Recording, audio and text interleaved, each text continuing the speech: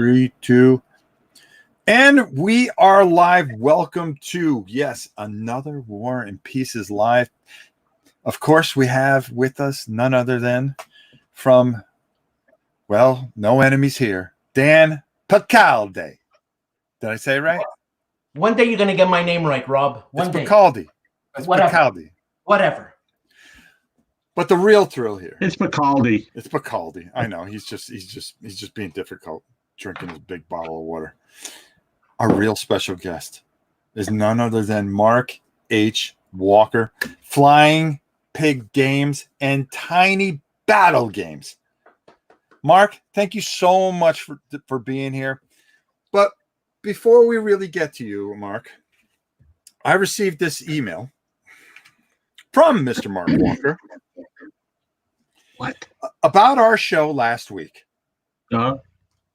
First, he thanked us for doing the show, but then he proceeded to correct us on a number of things. And I like to do a little show note here and correct some of the things that we completely got wrong. This is about a page and a half of stuff. So is volume 2. He's gone. Oh, there he goes. Yeah. Kabuki, how are you? Dennis, everyone. How's everybody doing today? Hey, right, Downriver Rick. Wait, hold on. Downriver Rick, I need your address. Send me your address. You got a T-shirt. What's the matter with you? Oh, jeez. All right, you done plugging your own channel? Whatever. Okay, thank you. Airborne is a Volume 2 expansion. Okay, corrected. We just sold out of what was a fairly big print run of OST Volume 2 Western Front. But you're going to come back with a Kickstarter. Is that correct? That's right. End of this month, early next month. Okay. What else was there? Oh, the Shane Logan design Mark Walker game thing was Shane's idea. It was. So okay. That's the way he submitted the box cover, and I was never one to shy away from self-promotion. Never. Nice. So it was his idea. Yes, it was.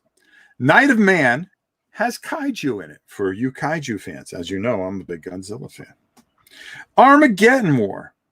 Shane did the counters and the map art.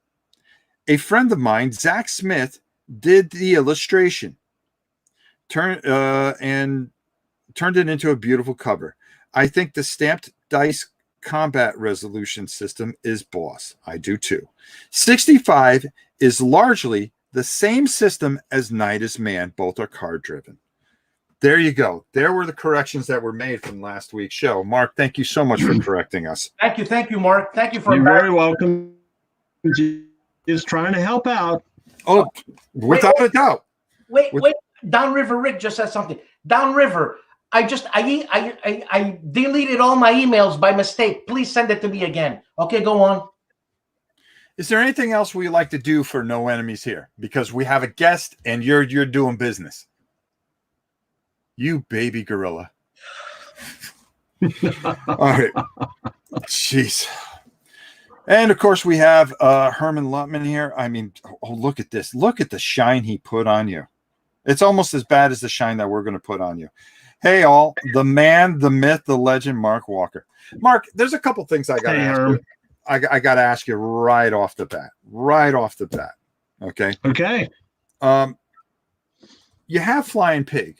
Why not put Tiny Battle right under the Flying Pig banner? Or is there why not? Look at Dan. Look, that's what Dan wants to see. That's what he dreams about every night. There's a real good reason I did that, and it was because there are two radically different approaches to game companies. Flying Pig, as you guys know, and most people that have bought our games are they're big box, big counters, mounted map boards, all that kind of stuff. We do them through Kickstarter. We only do at the most a couple a year. The Tiny Battle is something I wanted to start to give myself, friends of mine, new designers and whatnot, a chance to submit a design, get that design out quickly in a folio format. So obviously we have smaller counters, paper maps, that type of stuff. And I was afraid that if I included that as part of Flying Pig, that what would end up happening is that when I went to sell Armageddon War, people would say, oh, does that have the same small counters that, I don't know, Invaders or anything else has? And I would constantly be answering these questions.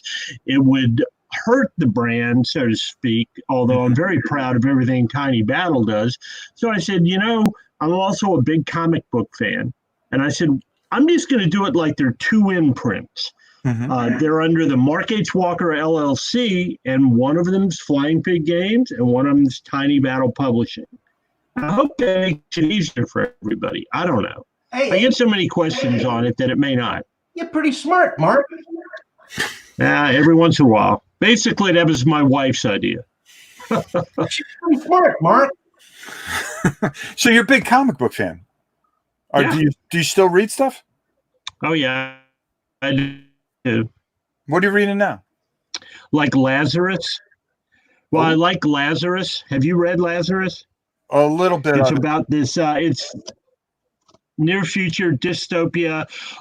The world has been divided into corporations, which is not that new a concept. Each corporation, though, will have one Lazarus, and a Lazarus, through modern medical technology, is almost immortal. And it's the story of all that. That's one thing I really like. I also like. It's an independent book too, isn't it? God bless. I can't remember. I also like Kill or Be Killed. And I like stuff that Brubaker, is that the dude's name that writes the dark, kind of noir murder mystery stuff. I like him too. He does a lot of good stuff. What the heck? Well, before everything closed up, I had picked up. I took a weird turn because I was reading The Boys, which was really a lot worse than the TV show. That's why Greg told me that. Greg only lives a couple of miles from me. We test together every week, and he read The Boys, and he goes, "If you think the show's bloody, it ain't nothing compared to the comic book." Yeah, the comic book is a complete train wreck, and it went about 70 issues, I think. I tend to lean towards the independent stuff and stuff like that, but I took a weird turn, and I saw this thing. It was called The Courageous Princess. It was from Dark Horse Comics. I go, okay, what's this? And it's just turned out to be this really nice story, and it was very engaging. It was about this girl and this dragon, and how she just it was beautifully drawn, and it's just a little graphic novel. Another thing that I kind of leaned towards was a book called Amulet. I discovered that started like almost 10 years ago. It's from Scholastic, of all things, but it's just a phenomenal twist and turn story. Wow, Rob, you're reading Scholastics on women and dragons, princess in pink shirts. I got a little granddaughter, and sometimes you got to have stuff so you can read to her as well. Did you see how he just turned around? I'm trying to make him look stupid, and he just whipped it right back at me. And he looks very gracious and grandfatherly. Yeah, and I'm a moron. 3 grandchildren. Very proud of that. And your daughter works for the company, doesn't she? Yeah, I mean, I don't know that I would say works for us. Well, it helps you out. Denver she's an avid gamer, and it's kind of interesting because you've been to our booth at Origins, and it's a bunch of young guys in Denver, and then me, tottering around and stuff. And all those guys are avid gamers, but had never played a war game till Denver and I started introducing them to them, and they all love them. And sometimes it makes me just think, if you have the right people to teach the right people, in other words, younger folks with a very curious mind and stuff, that you would draw way more people into the hobby. But to answer your question, I mean, Denver goes with me to all the cons. She demos the games and stuff. we always call Origins the best week of the year because there's like 5 of us there. We rent a house, and of course we work hard at the booth. But when we aren't at the booth, we play. I mean, games all the time. Good times. You know, one of the things I've always admired about you is that you do try to get that new gamer in, and I always see that, and that is one of the things that me and Knucklehead over there have tried to just really preach. You know, we catch a little flack because how we feel about war games. You know, we think that the best way to do it is not be the snobby little group, but be opening and inviting to everybody. You know, you know, but you have your elitist in any kind of group. And the one thing that you've always preached is that, hey, sit down, open your mind and watch what we do. And, some of the things that you did with Herm in that booth, I mean, that booth is like one of the best booths. And it always bothers me that when I go to Origins, I never have enough time to spend enough time over there like I would like to. I want to go now. Yeah, and I said this year I'm going to go to Origins. Yeah. And I'm gonna take it easy, and I'm not gonna go with anybody. I'm not gonna try to film a million things. I'm gonna go hang out with Greg, because I promised Greg I'd go hang out with him. I come spend some time with you and Herm, and it's canceled. Well, until October. Did you hear that they're going to do a virtual Origins also? Same date. How is that even going to work? I don't know. I mean, they say that they're going to have events and vendors.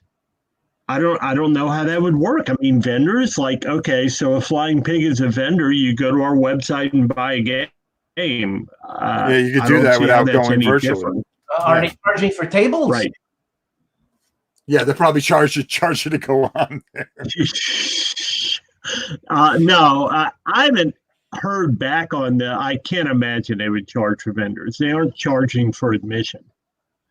So, although they did say in their email, you guys may have seen it, that people running events can charge if they want to.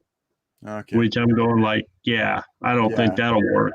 Yeah, that'll go over real well, like a lead balloon. Our lovely Kabuki Kid asks, is Flying Pig a reference to an A-10 Warthog? Wow. What a great question. No, I've never thought of that. Listen, this is War and Pieces. You actually get real questions here. We're not like other cheap-ass shows. That's super. I'm going to try to disrobe here in front of the camera.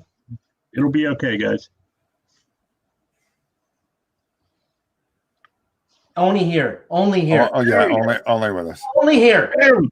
Wow, look at that. All right. Flying Pig is a reference to. Whoa, the Flying Pig. Now, was that your acid days, Mark? No, I just got that. Denver paid for it. It was a Father's Day gift about, I don't know, 4 years ago. How cool is that?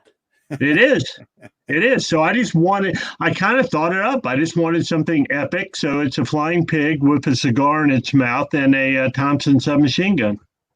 And you own a Thompson? No, I've never fired a Thompson either. No. Well, there goes that. Now, you were telling us that you were in the Navy and you were actually a diver in the Navy. I was an EOD diver. So what EOD does is they defuse bombs, although you don't really defuse bombs. That's not what you do. I was a diver in EOD, and that's what I did my last 11 years in the Navy. Yeah. Mm-hmm. You're a man of many hats, right? And I am. It wasn't a literal thing. Oh, he just broke out a little Philly action there. Oh, that's a Phillies. Yep. Padres. Anyways, whatever. Can you just let me do something? Well, I've been waiting for you to do something for the last 15 minutes that we've been on. So go ahead. So, Mark, you're a guitar player, right? And I mean, I've seen videos of you playing there, and you know what? I enjoyed it, but that F sharp was a little flat. But anyways, let's not get into that. And also, you're a writer, right? Many people know you're a writer. And once you had a gig for Playboy, didn't you have a gig for Playboy? Well, back when I was a freelance writer, I mean, I wrote for a lot of magazines like Alaskan Air, Playboy. I don't know. I'd have to go back and look at my resume. And then a lot of the ends to these magazines were my game knowledge. Was my game knowledge? I don't know. Was my game knowledge. So like what I did for Playboy was write computer game reviews. Yeah, because so there were no invites to like the Playboy Mansion or anything like that. Oh, okay. So I guess people. That was way before being a geek was cool. Nobody had ever heard of Critical Role. I guess people do read the articles. Yes, that's the only reason you get it for, right? Now Herman taking shots at you here. Denver is the brains behind the operation. Okay, I mean, he is just throwing down here, this guy. Jeez. Humble Bundle is currently doing Driz D&D books. And oh, okay, well, that's something totally different. We always like to get everybody loving Herman being in here. We should just bring Herman in too. Jeez. Absolutely. I mean, at this point. But the Tiny Battles, now, how long has that been in existence? Wow. Man, that's a tough question. I don't know.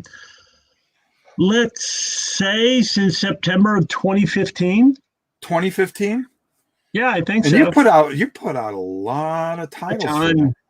We've got 50 games out. Oh, nice. Yeah.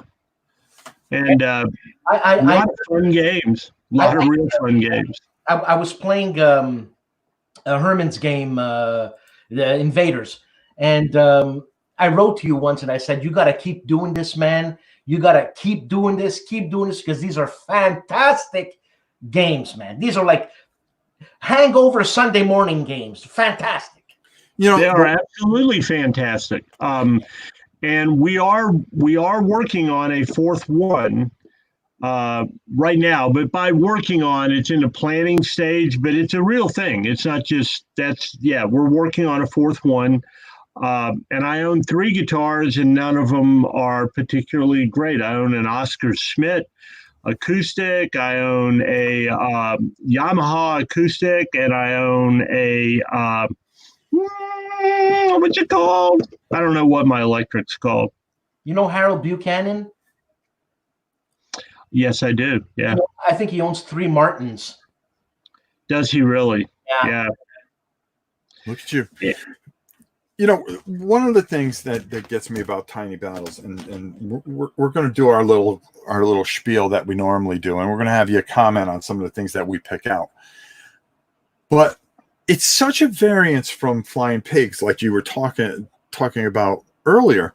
But the thing I love about it is that it's all right here. You know what I mean? You have everything you need right here. It doesn't take a big imprint, but you are immersed in some of these unbelievable battles that you guys recreate. And you got it all right in front of you, almost to like an 8.5 by 14 play area. And it's just ingenious. Absolutely ingenious. I love them. Well, you know, that was the whole idea, and that's why we did the tiny battle thing. I mean, most of the game boards, so to speak, they're all paper, are 11 by 17 inches. Sometimes they're bigger, 22 by 17. And we have a game coming up where it's actually going to be 31 inches by 31 inches. It's going to cover the invasion of Normandy all the way into Germany. But I mean, the idea is to have something small and something that's easy to play. We've all said this a million times, but as we get older, what is I look for games that are simple. I was commenting on Ross. I can't think of Ross's last name, that designed Combat.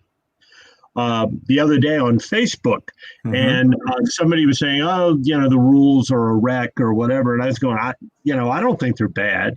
No. But my point is that I have a tough time learning any game, so I never really go, "Oh, the rules are a wreck." I just say my brain's a wreck, and that's why I can't learn the game. But to answer the question about solitaire games, I think they're awesome. I was actually gonna come back to that, but I wanted to do the tube amp or solid state.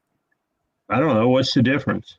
No, what I have are solid state amps. The amp I use the most is a Fender Mini, is what I use the most. So those of you that have minis know that you can get a real rich rock sound out of it, and yet it's not much louder than I'm talking right now. And there's effects built in. What? There's effects. Yes. Yeah, it has a dry, and I'm not by any means like one of those guys who go, "Oh, I got a pedal set." Yeah, I'm not even near that level of a rock guitarist. But it's got basically a drive button or a drive switch on it, and you can just like dial in your fuzz and stuff, and then work with your pickups to get what you want. So, all right. So you're a big music guy. So what's your top 5 bands of all time? Elastic band to your head. Top 5. Definitely not freaking Genesis. Definitely not Genesis. Like I'm sorry, I don't mean to be argumentative. I'm just saying. I don't know what my top 5 bands are, but I tell you who I'm listening to right now. All right, and that's I'll mix in who I'm listening to now with some music that I've always really, really liked. Okay. I'm a big Plimsolls fan, which were an 80s band. Their one hit was "Million Miles Away." Yeah. Anybody that's watching, go YouTube the video for "Million Miles Away." It's just Southern California in a video. Right now, I'm listening to Hailstorm. Oh, yeah. She is unbelievable. What's the song that she sings? Fire or something like that. I am the fire. I am the fire. When she hits that note, Lizzie Hale, when she hits that note and holds it for it seems like an eternity. You go, holy cow, this girl can sing. She's crazy. In a way, she reminds me of you, Rob, because like I tell you about every other email, when I write to you, you're a force for good. You just do good things for people. And Lizzie Hale, for those of you that haven't heard Hailstorm, I mean, they're a heavy metal band. Yeah. I mean, they're crazy, heavy metal, great. But she's one of the most positive individuals during this lockdown. As a matter of fact, every Friday she has a thing on Twitch, I want to say, called something stream or whatnot, where she just does some stuff with her brother, who I believe she's in lockdown with. It may be with Joe, who is their lead guitarist, and they talk, they play some songs, they just do stuff like that. And of course, obviously it's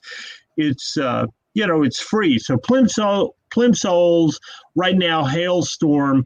I'm going to say the Eagles, and people will laugh about the Eagles, but no, the Eagles were great. Before they were $250 a ticket, and people were all wearing polyester Eagles. Eagles, Plimsolls, Hailstorm. You see, it sounds like you're a lot like me, because I can listen to the Eagles, Jackson Brown, that kind of thing, and then I can come all the way over to the other side. I'm a big Rush, yes, Dream Theater type of fan, and then I have that kind of '90s alternative thing where where even now I'll listen, Garbage. I thought she was. Oh my God! You see Garbage with Denver and my middle daughter Jessica in Richmond. Man, it was so great. I was spilling beer down people's backs. They're going, "Oh man, get out of here!" and the funny thing about it is that when I think of Garbage, my son and I, when he was really small, we used to play oh God, what was the PlayStation? No. The Gran Turismo, and their songs were on it, and we would just cancel all the other songs to just have the Garbage songs on there while we were trying to qualify. They're great. They're amazing. Yeah. You guys are having a good time. What's that? You guys are having a good time. Well, say something then. I can't say anything. You guys can't shut up. Go ahead. Read the question. Well, you're choking on your single malt scotch. Why don't you read the question that's down below? Mark, what's your thoughts on the demand or perhaps lack of demand for solo games, Mark? What's your problem? I think there's a lot of demand. I mean, I've been gaming for, this isn't an exaggeration, I've been gaming for 56 years. Man, I thought you were. Yeah. So I'm 65, and I started gaming when I was 9. First game was that Gettysburg that had the pink and blue counters. Yes. Yeah. I never played Tactics 2. I wish I had. And then they had a racing game called Le Mans that I loved. Used to draw up tracks for stuff. Game. But anyhow, going back from that, I think there's more. I only say that to say that, you know, I've been doing this for a long time. I still buy all kinds of games. I still play all kinds of games. I think there's more of a demand right now for solitaire games than I've ever seen. Yes, I have to agree with that. Yeah, and it's getting better. And the AI is getting better. It is. What do you think is a good AI, Dan? This isn't a test. I mean, what do you like to see in an AI? Look, the AI from John Butterfield. Oh yeah. Okay, but that's a different type of AI. I prefer because, like you, Mark, I don't want to read all these rule books. So, right.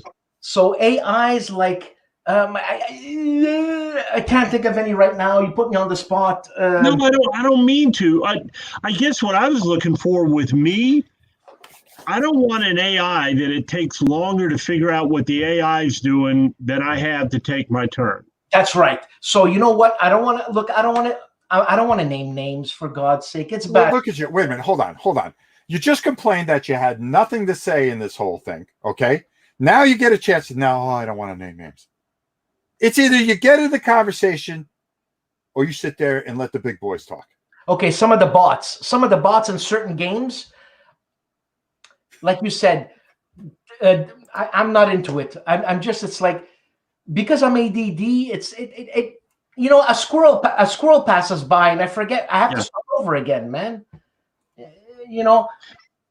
Well, I think the AI. I thought 65 was fantastic as far as AI. I liked it. You know, I liked it. If I went back to it, maybe I could smooth it out a little bit more. Mm-hmm. But I like the card idea, and I have an idea for the whole platoon commander system that I really want to get to. Of course, and I mean this, I'm not just saying it because he's here or it's a game we published. I think that Crowbar is a lot of fun. I mean, the longest thing about Crowbar, and Herm will tell this, agree with this himself, it takes a while to set it up. But once it's set up, the AI and stuff it's very, very smooth. Very smooth. Yep. I like the AI for combat. I think that Ross did a good job on that AI for combat. Is it Ross Martell? Yeah, that's it. That's it. Yeah, I think he did a good job on that. If Compass Games didn't want to publish any more of his games, Ross, come on over and we'll do a modern version of combat. It'd be awesome. Listen, because you said we're gonna get a hold of Ross. We're gonna get him over underneath your banner. We're gonna get him over your banner. And you know what? I'm glad you said it on this show because we take a 10% cut. That was written in your contract that you signed there, Mark. So don't worry about it. I like Battle Hymn, which was the Pacific War version of Ambush. But that's John Butterfield. I think he is, he's genius. Can I correct you? Absolutely. If I'm not mistaken, I think Eric Lee Smith had something to do with that. Okay. Sounds right. Sounds about that era. Yeah. My bad. Sorry. Well, Hotshot, why don't you read the next question? Nathaniel Robinson. By the way, Nathaniel, I'm mailing your self-promotion. Why don't you talk about this program a little bit instead of no enemies here? Go ahead. Nathaniel Robinson asks you, how do you feel about the evolution of your designs that have been further developed by Lock and Load? Got no idea. I've never played one of them. Never played. I had a guy come up to me at PresCon and say, you know, World of War 85, he said, it's your design. They only changed a couple of things. I don't know. I mean, I just don't know. I wish them all luck in the world. I mean, they're David's IPs now, and I hope that they're very successful for him. You know, I'm not going to go back and play them, and I have no idea what they've changed with Lock and Load Tactical. I just don't know. No, and I understand, because me being an artist, I'm an artist, Rob. Did you know I was an artist? So I have a little bit of respect and relax. Believe me, you are an artist because your face looks like a Picasso. Keep going. So me being an artist, I understand. Once I do a piece, I move on. And I don't want to revisit. Revisiting is like, I don't know. It's like playing Ambush after you finish playing Ambush. Well, that's a good analogy. I mean, it's not so much that. I played Lock and Load and World of War till I sold the company, but because I love the systems, but there's no point in it now. You know, I mean, I've got so much work to do in games I want to design and other games that are out there that I want to play, that there's not a lot of point in that. What I liked about the World at War system was that whole underlying weirdness to it that was in the fiction, that was talked about in some of the scenario briefings and stuff. It wasn't your typical World at War, World 1985 setting. Mm-hmm. That doesn't mean it's better than anybody's. That's just what appeals to me. Let me ask you something. Oh, go ahead, Dan. I'm sorry, Dan. Didn't mean to step on you. Go ahead. You never wanted to do a World at War zombie? You know, people bring up the zombie stuff all the time. I never designed a zombie game in my life. Well, maybe. I've only written one zombie short story. Mm-hmm. But All Things Zombie was an Ed Texiera. I don't know if y'all know Ed, but if you don't know Ed, you should meet him. He's a great guy, and he's got a lot of energy.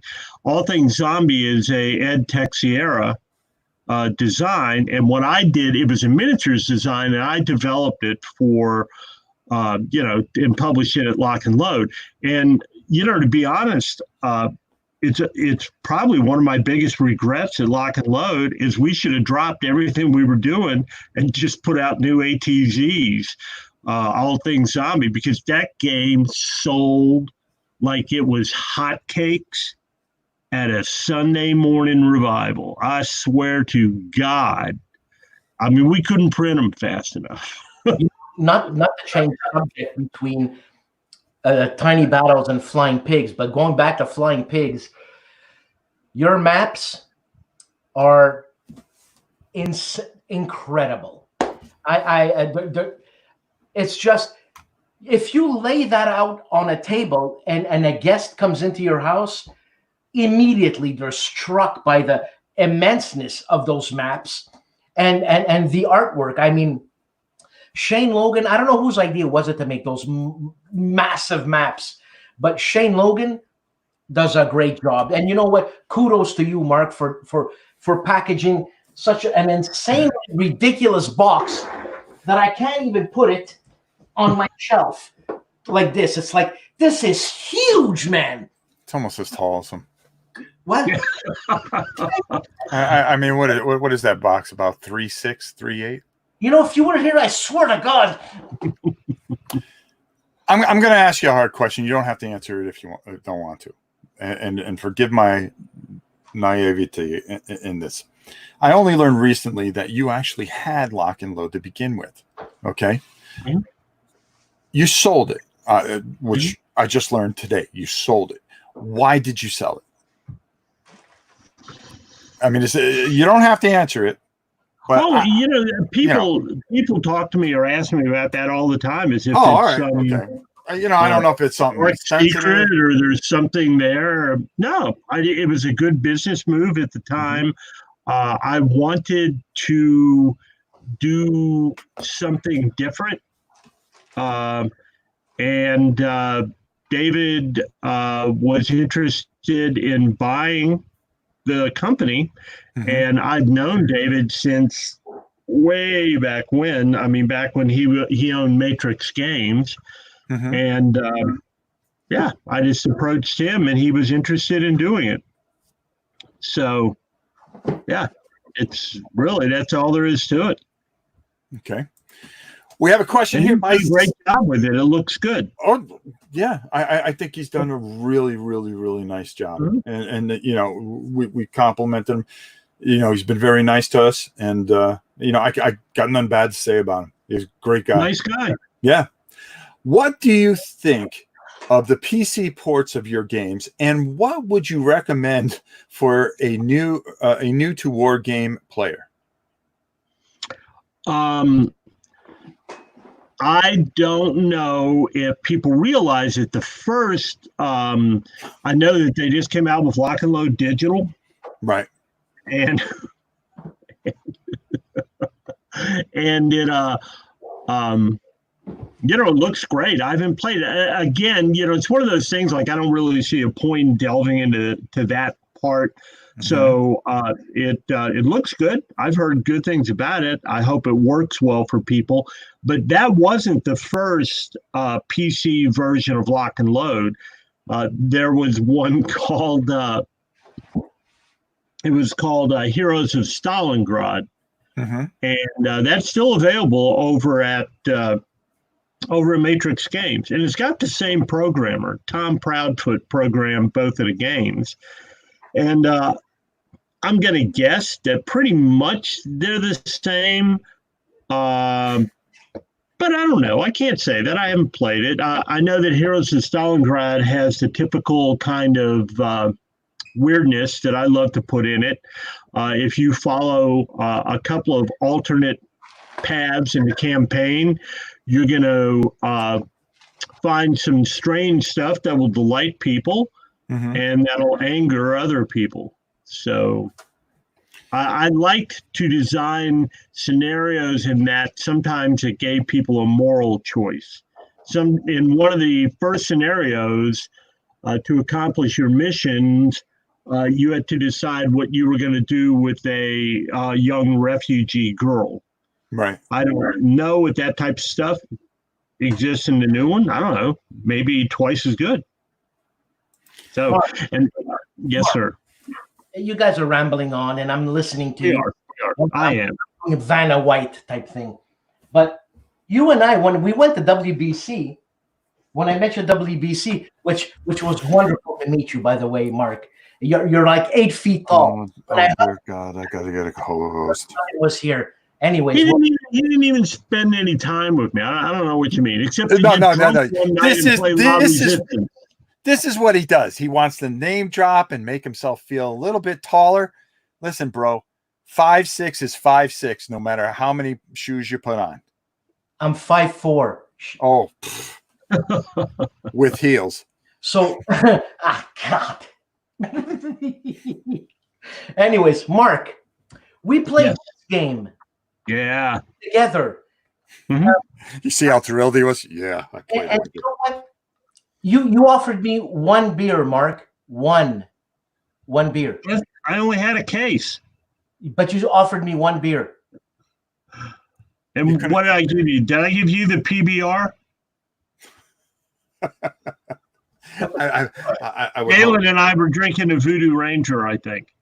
Yeah, I think I had a Voodoo. It was very pale. Okay. All right. What I do to you? Yeah, we played La Resistance. Yeah. It's you know what? I'm glad you said La Resistance. Can I correct you? It's La Resistance. La Resistance. It's actually may I correct you? It's La Resistance.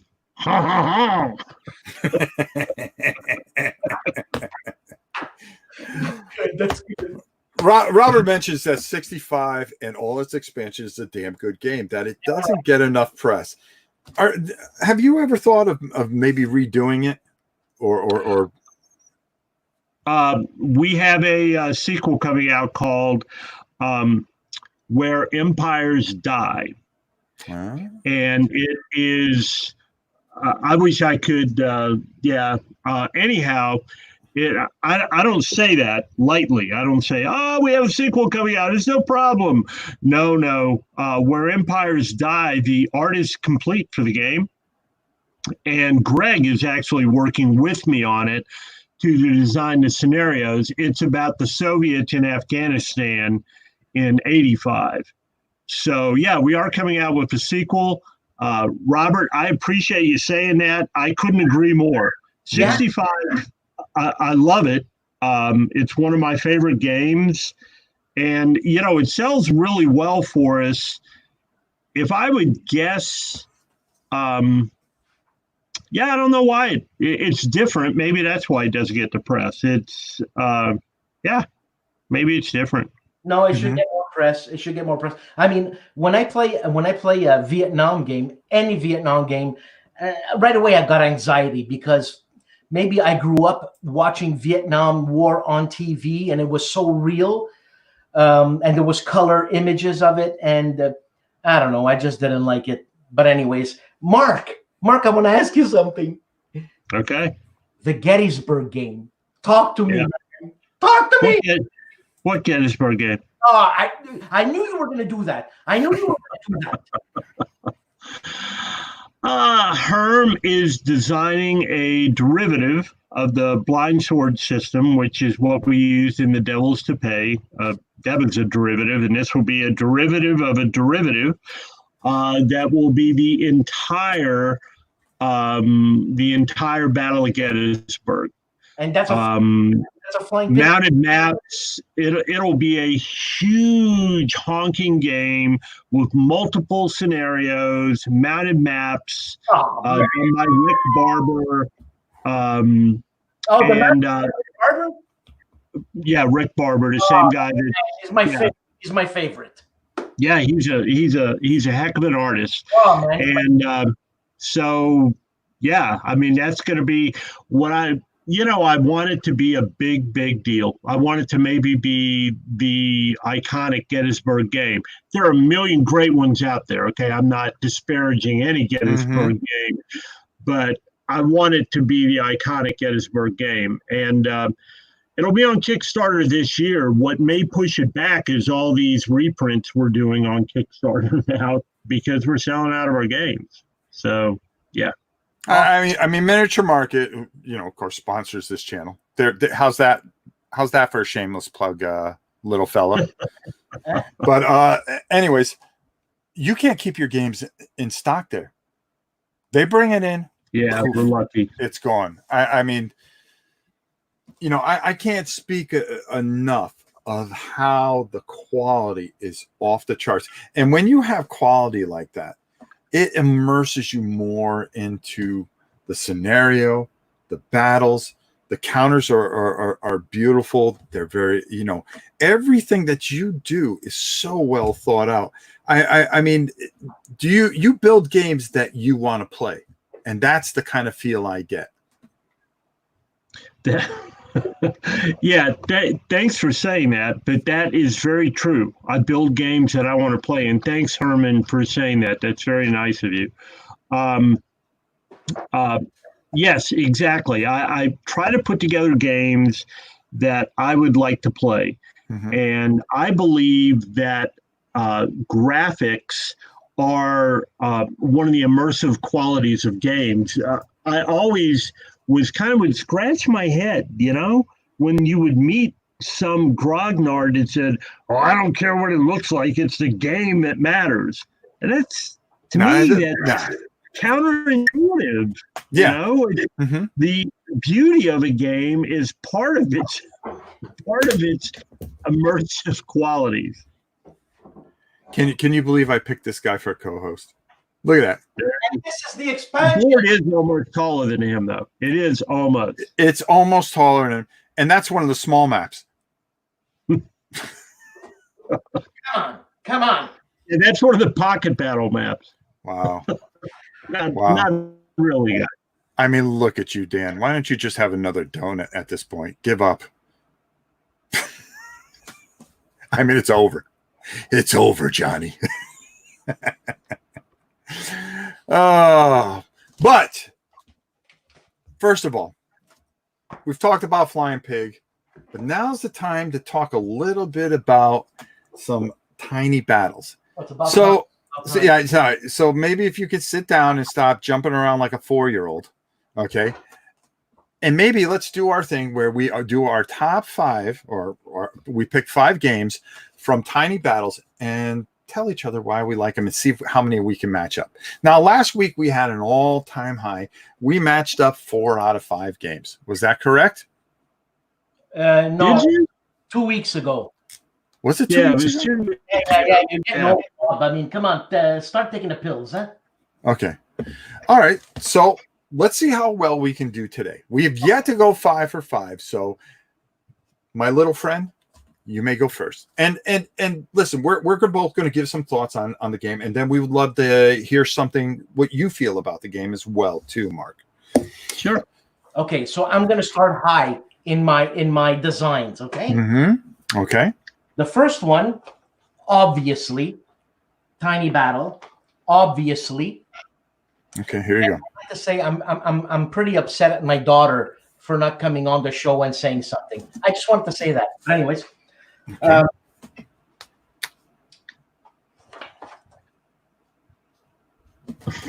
Okay, hold on. Yeah, we're gonna get 3 out of them today. We're gonna get 3.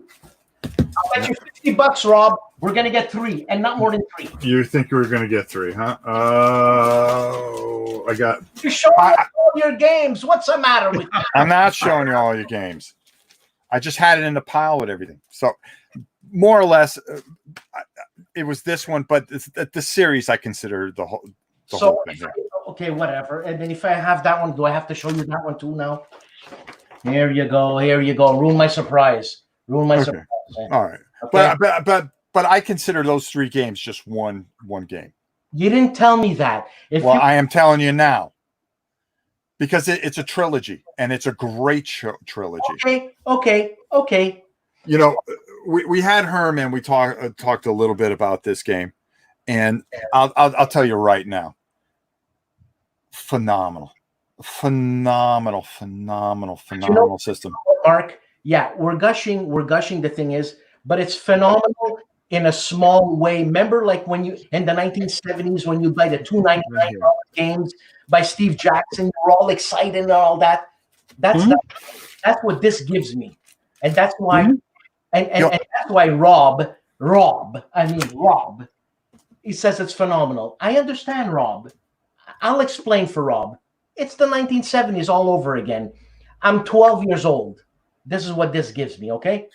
But it also has that 50s feel from those 50 sci-fi movies. Yeah. And not many games can pull that off. But you know, Fred and Herm did, and I mean, when they came to you with this, I mean, did you look at them like they were completely out of their minds? No. Because if Herm comes to me with a game, if he says, I want to do a game on putting together a car in my garage, I'd say, sure, when can you have it? That's just it. I mean, that's my relation with Herm. If Herm says he's going to design something for me, he knows he always has the green light. If he says, I think this will be a Flying Pig game, I'll go, okay, that's fine. Unless I tell him, okay, well, it probably won't go to Kickstarter for 2.5 years. Then he'll go, well, damn it. And, he'll make a tiny battle version. But he probably told you this, but the basic idea with the first game, Invaders, was he wanted to build an AI or build an opponent that didn't act by our logic system. And that's what he did with Invaders. And the artist, Tim Allen, is just brilliant with that stuff. But it's more than just Tim Allen's ability to draw. it's Herm's ability to conceptualize and convey those concepts to Tim Allen. What about the guy who corrects Herman when he's going on a rant as a developer? His name is Fred Manzo. That's the dream team, man. That's the dream team. They are the dream team. Yep. Is Herman part alien? I mean, no. I mean, there's just no other way that you know the things that roll around in that melon of his. He's German. Okay. Well, he's brilliant. He's intelligent. Oh yeah. And he's also, I think that part of it is, and I've never even talked about this with Herm, but I think part of it is he plays a wide variety of games. Yeah. Yeah. I mean, a wide variety of games. He's kind of like me in that he loves war games. Loves them. But he plays all kinds of non-war games, whether it be Gloomhaven, whether it be Shadows of Brimstone that he's on now. Yeah, absolutely. I'm looking for my glasses because there was this game. I'm going to be right back. Yeah, no problem. Well, I want to be right back too. Hey, what's the matter with you? Yeah, Street Fighter. Street Masters. So he says, Mark, you got to get this game. It is so cool. I love the AI in it. I mean, that's what Herm does. He plays all these type of games. And I think he gives him ideas that percolate and then come out in a different way in the war games. And he loves to tell a story. And you see, I think that everyone loves a story in a game, even if they don't know it. Even if they don't know it. And that's why, obviously, that's why Dungeons and Dragons has survived for 50 years. Is that right? If not more. But we all love a story in a game. Yeah. And Herm, you know, even in The Devil's to Pay, and then in this upcoming Gettysburg game, which is named Most Fearsome Sacrifice, and I even came up with the name, but I can't remember it. It's what General Hood said. He creates a story through random events or through the way that the divisions activate and stuff like that. That just it pulls you into the game, and it's the same with Invaders in those games. Yeah. By the way, did y'all know there's a digital version of Invaders? Yes, I have it in the App Store. Oh, I didn't know about that. Oh, yeah. Rob, you don't have that? I have it. You can also get it on Steam. Oh, okay. I'll send you a code if you want it. Yeah. Sure. Mark, I appreciate it. No, definitely. I would love it. I would love to play it. Yeah. Hey, let's get moving. Come on. Okay. Well, isn't it almost your third breakfast time or whatever? What am I, a hobbit? Pretty much. How's your cheese bowl? Yeah, how's your bowl of cheese to hold you over until you? Anyways, can we go on? Because please. Well, you said this series was one shot, so I'm going to go back and I'm going to choose live. Okay, so yes, Fred Manzo, and this is Tim Allen. Tim Allen also did the artwork here, and Herman Luttman did the development. Is that right? Yeah, I mean, I would say development, slate, design. He and Fred, sometimes it's close to them both, like designing shoulder to shoulder. I think. Correct us. No, well, if I'm wrong. Well, this is the dream team, and you know what? It really is. But anyways, and also this, I enjoy the B. I enjoy the B movie effect of it. It's just. Oh, look, it's Sunday morning. It's great. It's here. I played it so much. I don't have the thing. You know, it's when your wife goes shopping for food and you're left alone and you're having your coffee. This is it, man. And you see where I keep the games? I keep the games in a hard copy. Like, nothing can go wrong with these games. That's why I keep these. And looking at you, your wife shops a lot. Now, keep moving.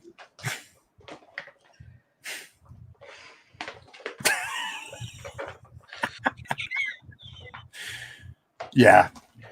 Oh no! I didn't think you had that. That's my man. Got. Another system that just really go ahead. I'm gonna let you dance with it. No, you dance with it. Go. Oh, please take it. Another fantastic. Uncanny is a brilliant. I'm not going to use that word brilliant. He's an extremely creative solitaire game designer. What nationality is he? He designed. He's Italian. Thank you. Or as Brad Pitt would say, Italian. So anyway, he designed Space Infantry for me at Lock and Load Publishing, and he's always coming up with creative ways to do solitaire games, and that was his first in the Rifles series. I just love how it works, and it's so different. You look at it and you go, all right, this okay, you know. I mean, aesthetically you look at it and it really takes you to this place where you're looking and you're going, boy, is this going to be, and then you play it. And that's where the experience comes in, you know. It just, you're just like, oh my God, this feels, it feels like you're there. And where some games are so beautiful that they pull you in, the gameplay really just sucks and pulls you right in. And I think it's fantastic.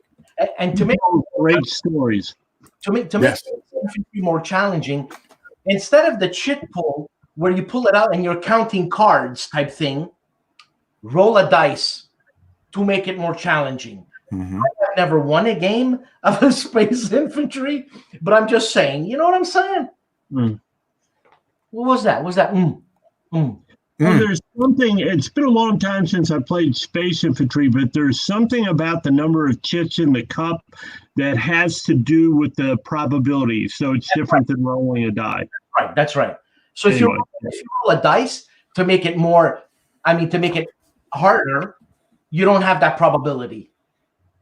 Okay, sure. I'm saying, because I'm smart. You need to tell David Heath. Go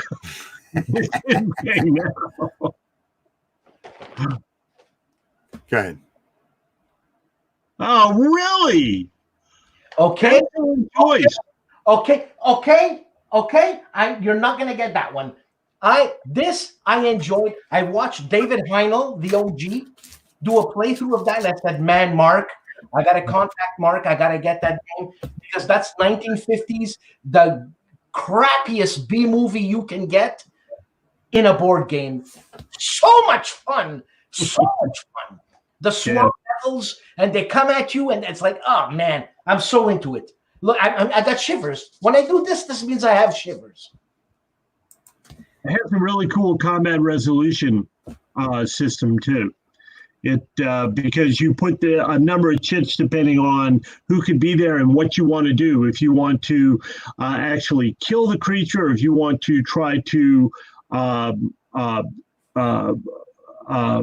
capture the creature and use it for research. I thought the combat system was very creative. And who used this? A spine-tingling 11x7 tiny rama. Whose idea was tiny rama?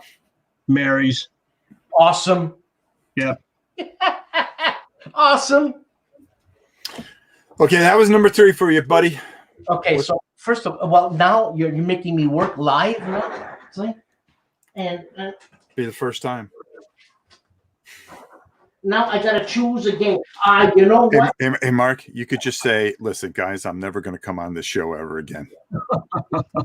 No, this is fun. You know what?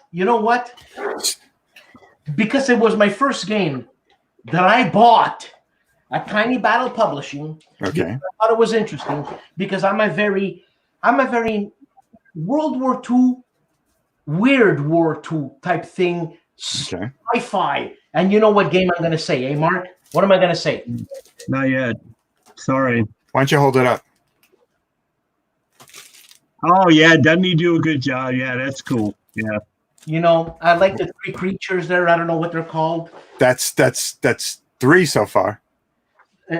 Yeah, I didn't. I mean, UFOs. Yeah, I'm in. Mhm. The tripods, Yeah. the tripods, and you thought it was like mini me when the guy said you're a tripod, whatever. Mm-hmm.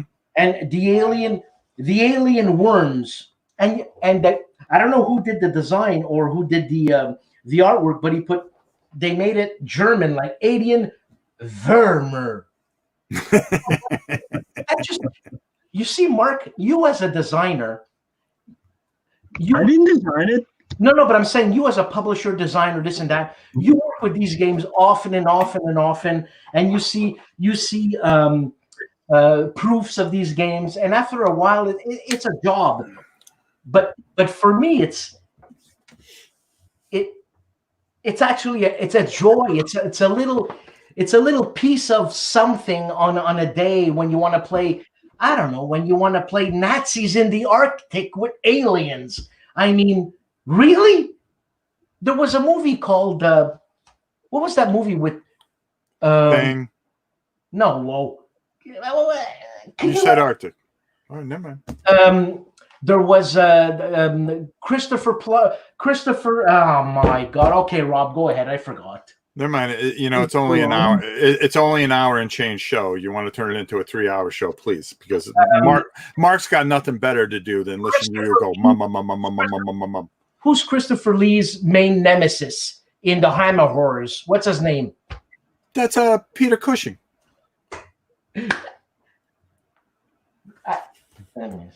Peter Cushing. You're talking about the Dracula movies or the Frankenstein movie? No, whatever. It's Peter Cushing I was looking for. Yeah, okay, go ahead. A movie called, there was these Nazis in the water that would come up. God, I forget. You're looking at Dead Snow, are you? No, not. I can't talk anymore. All right. Next game.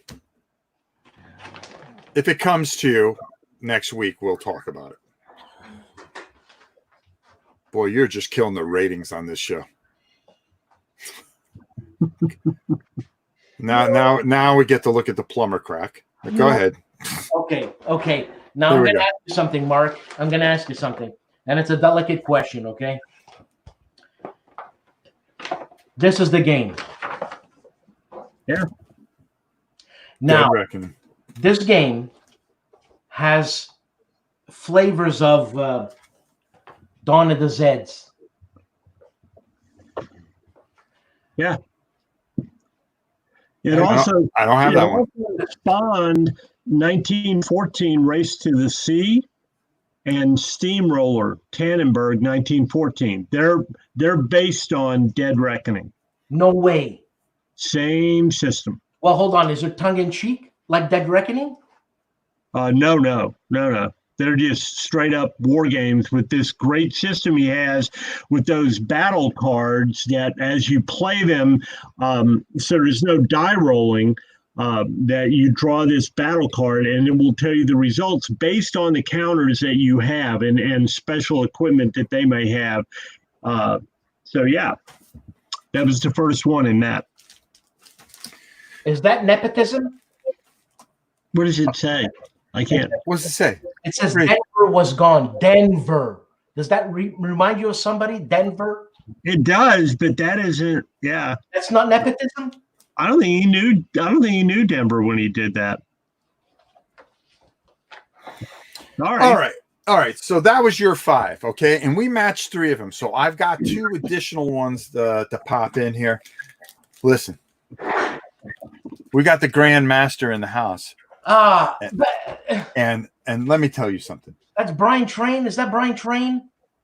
Designed by none other than Mark H. Walker. Sticks and Stones. This is on point. I didn't know you knew that. Point. If I knew, why didn't you talk to me? I would have picked a Mark Walker design too. Like, what's the matter with you? Talk to me, man. That would have spoiled the fun. Great game.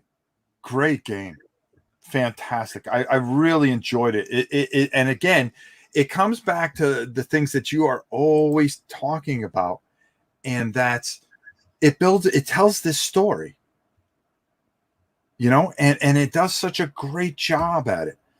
And I really, really enjoy that. The tiny battles, you know, having to go through and trying to pick 5 of these, it was as hard as anything. Yes. But the one I really liked, and this is another one of your designs, is Dark War. But that's an RPG. It's an RPG. I don't. It's part of the tiny battle line. It's also a skirmish game. Yes, it's also a skirmish game, but and it's great. Aren't all RPGs skirmish games? They could be. They could be. But they're actually scenarios. A conflict? Yeah. Is there a conflict? Yes. Yes. Are people fighting? Yes. Is it a tiny battle game? Yes. Just sit there. There you go. Just sit there. Fantastic. I couldn't wait to get my hands on this because I never got the first version. So when I got the rebooted version, and I went, whoa, what's this? And then you start reading. And again, it comes down to exactly what you've said. Completely you just telling this story and you get sucked into it. The role-playing aspect is fantastic. We're going to be doing a live play here very soon on Rob's Tabletop World, not on No Enemies Here. But, you know, it's something that I think people are going to be immersed in and really buy into this because it has so many facets. It's how you took that RPG and made it, okay, here we go. There's this whole board game that comes with it as well. And it's just, it's phenomenal. And you did a great job on it. Rob, how long did it take you to put that together? A long time. Longer than I knew. I never designed an RPG. I've never played a pen and paper RPG. I played Fallout 1. I played Fallout 2. What else? Trying to think. Oh, God, yes. Shadowrun. But I wanted an RPG that was kind of set in what originally was the World at War universe. But since, I call it Dark War now. And so it took a long time. And still, RPG people that look at it, they even want more backstory. I mean, Rob, you play RPGs. You know how thick those books are. Yeah. It's not an RPG company, so there was a limit to how much time I could put into it. But I got to say, I absolutely love that. And of probably all the games I've designed, I have spent more time playing that game with other people than any other one of them. I mean, we had 2 campaigns going at the same time here in the middle of nowhere, 2 totally separate groups. I've done many one-offs with Denver's and friends of hers and stuff. We did a one-off there at Origins.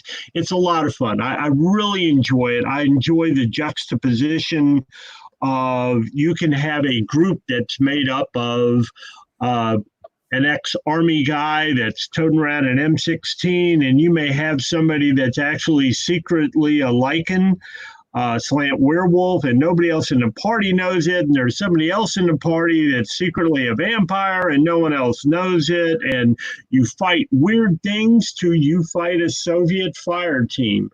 And it just I really enjoy it. That's all I can say. I really enjoy it. Hey, Rob, it's a funny thing, and I'm sorry because I want to answer this. We did a whole thing on Armageddon War last week. And we talked at the beginning of the show about Armageddon War, and and I think I know because I always send you the links when I do videos.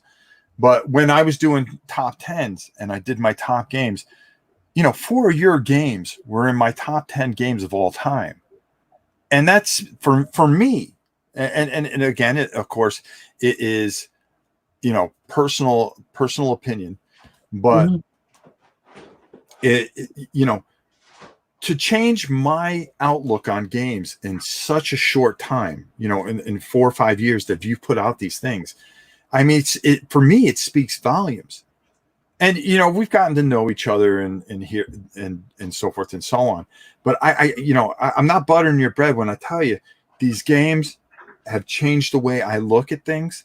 Armageddon War, especially that whole mechanic, how you think you're set up for a shot, you are set up and ready to go, and you miss that shot, and you had the first shot or the first turn, and then you have to skip a turn.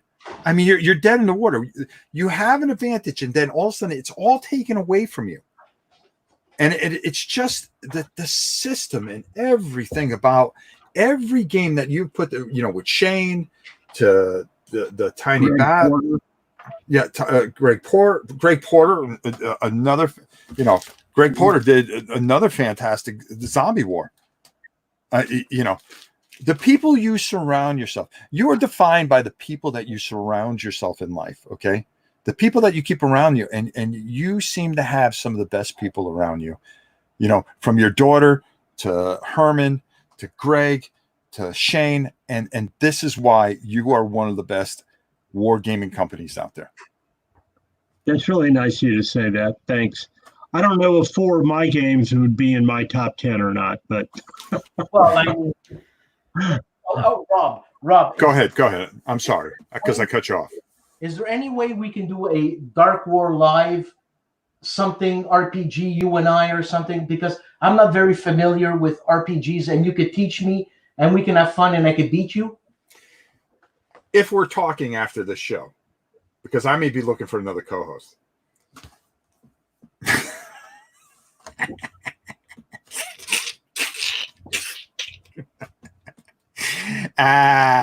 Yeah. But anyways, we did Flying Pig last week. We did Tiny Battle this week, and having you on was such a pleasure. Over the years I've got to know you. It's become very personal, and I never let that change how I think about games. But I'll tell you, and I'm telling you, God's honest truth. I love what you're doing. I hope you keep on doing it for as long as you possibly can, because you are breaking ground. And hey, I was the first one to run the miniature market and say, hey, this guy's got something here and he's special. And it's true. And it shows, and people love your games. People love what you're doing. Do you want to add to this, Dan? I got something in my eye.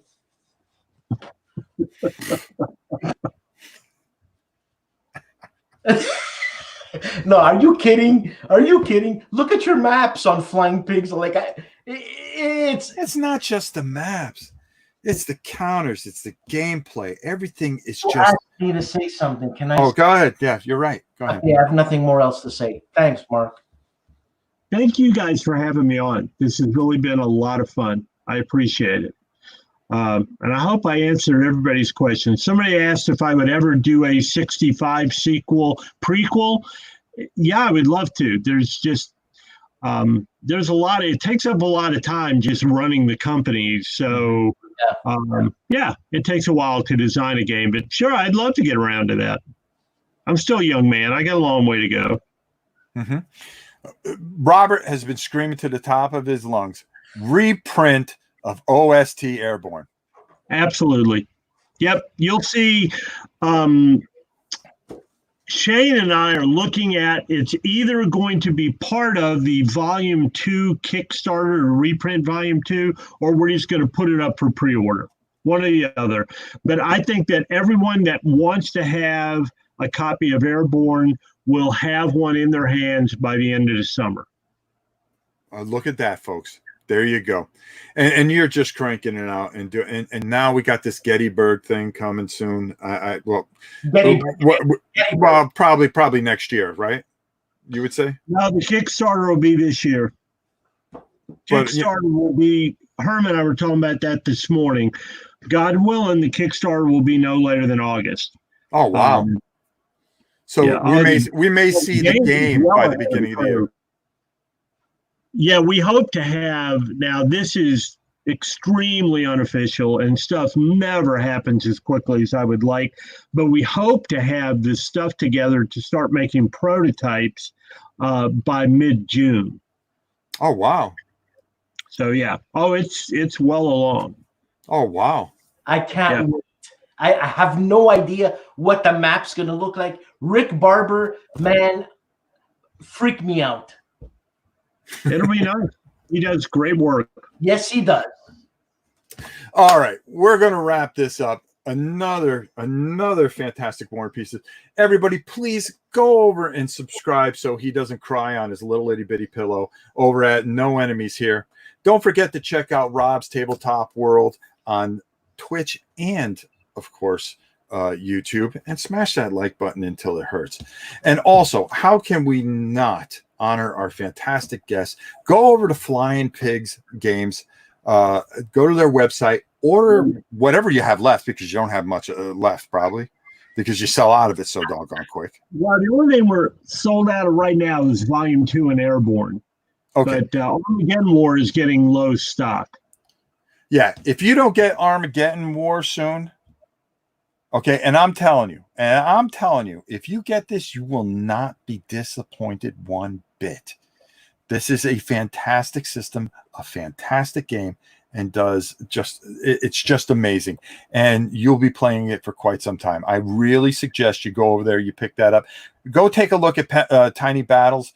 They have tons of affordable and wonderful games that you think, oh, well, it's a plastic bag game. You don't realize what you get in there. Yeah. And let's not forget about the magazine, which, again, yeah.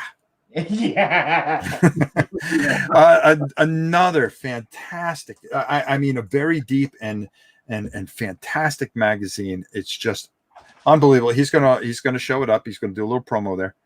Attaboy. Yeah. One of the best magazines out there, because when you put a game in there, you put a game in there. I mean, I'm amazed at it. And I can't say enough for the quality and the passion and the love that you put into this. And again, thank you, Mark, for coming on. And we hope to have you on again soon. And, thank you for everything you do. We really, really appreciate it. I appreciate it.